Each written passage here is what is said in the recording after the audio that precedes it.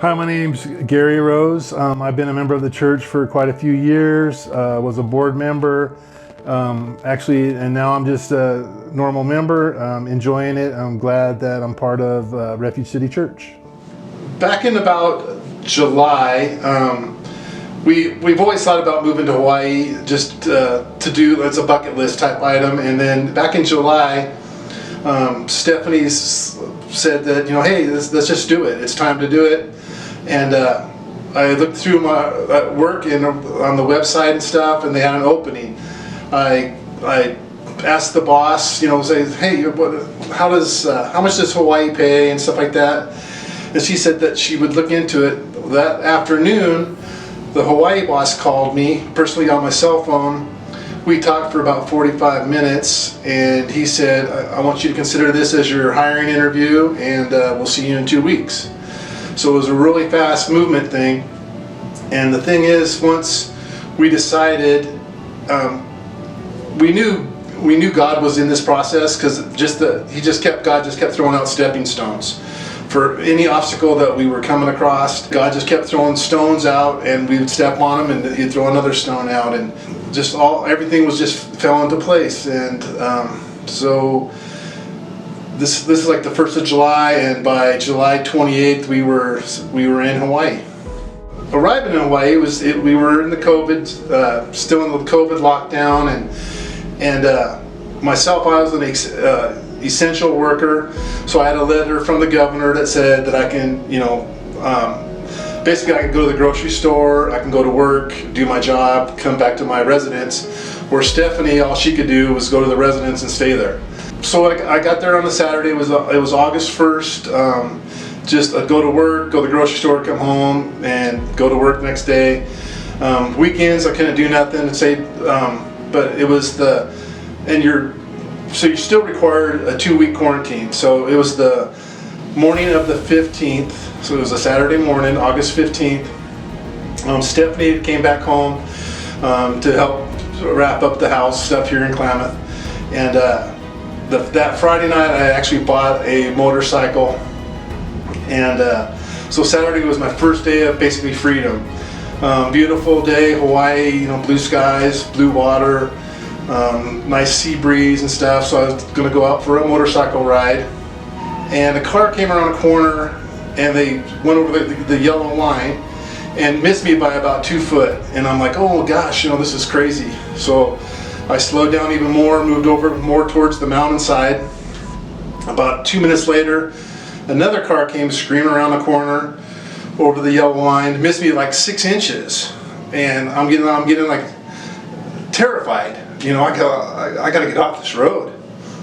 And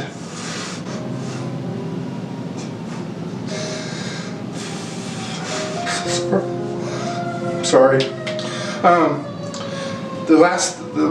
Where the accident happened, so I'm about like 15 miles an hour. You got the double center line, yellow line. I'm like 3/4 over towards the mountainside in my lane. 15 miles an hour. And I'm going, and next thing I know, there's a car. It's crossed the center line about halfway.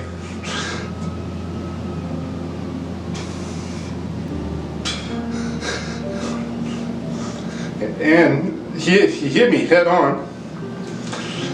I remember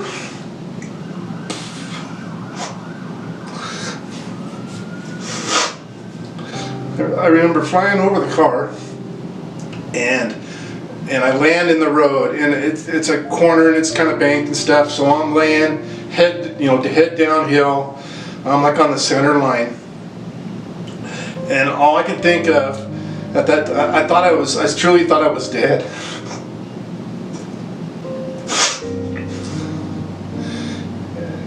And I can't move nothing.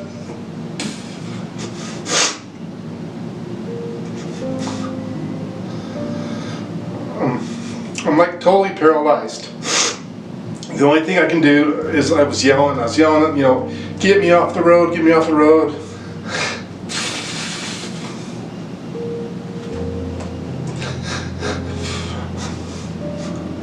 I don't want to be run over again. and I tried to move. Nothing's working. The young Hawaiian kid that hit me, him and his girlfriend get out of the car. They come running over to me, sorry, it's our fault. And I'm like, just get me out of the road.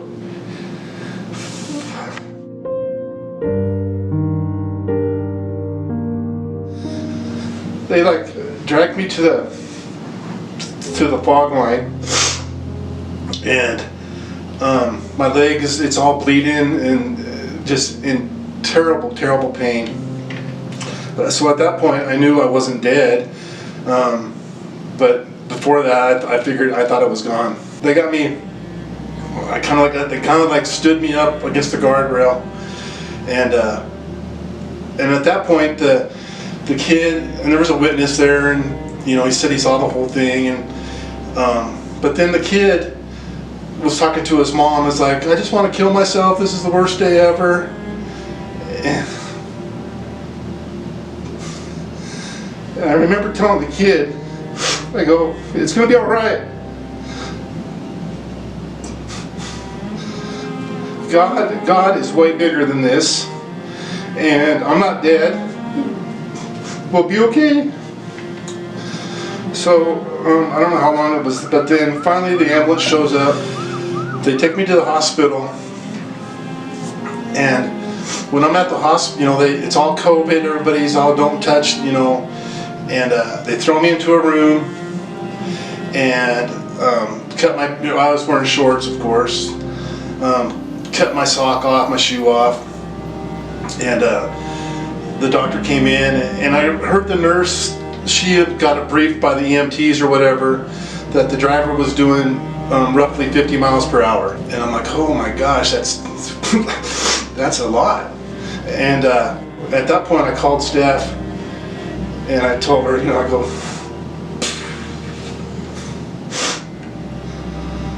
I got a broken ankle. They say I'm gonna have to have surgery.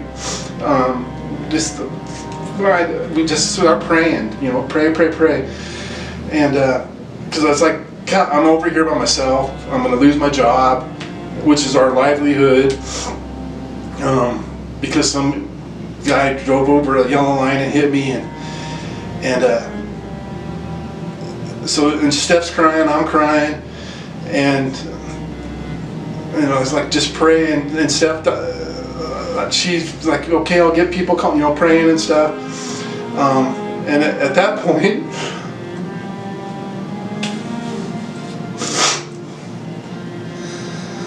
I feel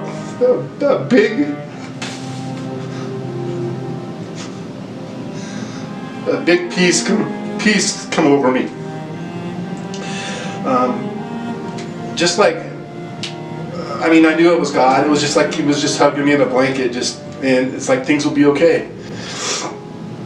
An hour later, they came back and did the other X-ray, and when the doctor came back the third time, to tell me, okay, we're gonna have to stop surgery and stuff like that, he comes back, he goes, the nurse is gonna bring you a pair of crutches. Here's a little air splint. Call an orthopedic surgeon on Monday. And I'm like, what?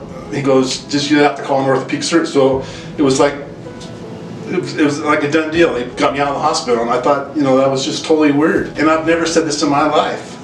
By His stripes I am healed. She goes, what's weird is look at the doctor's notes. And the first note says, definite broken left ankle, possible surgery, waiting on follow-up X-ray.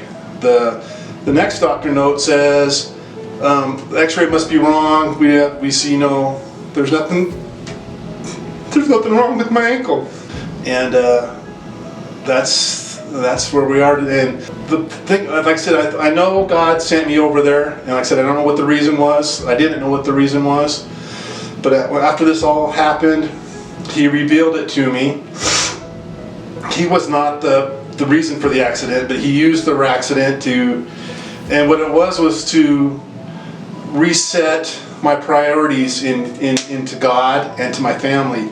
Even my little, this is not, that's not derogatory. My stinky little grandkids are, you know, they're more important than paradise, and that was the purpose of Hawaii, was to reset me, get me back into the Word, back into praying, back into God. Not that He was always there, but not as much as He should be. And that's where we are. Always put God first.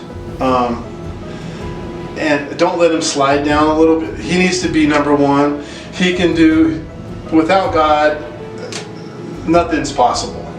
With God, everything is possible. I went from broken leg to no broken leg to just, I'm in love. I'm in love with God. Without Him, I wouldn't be here today. Like I said, I know I was dead.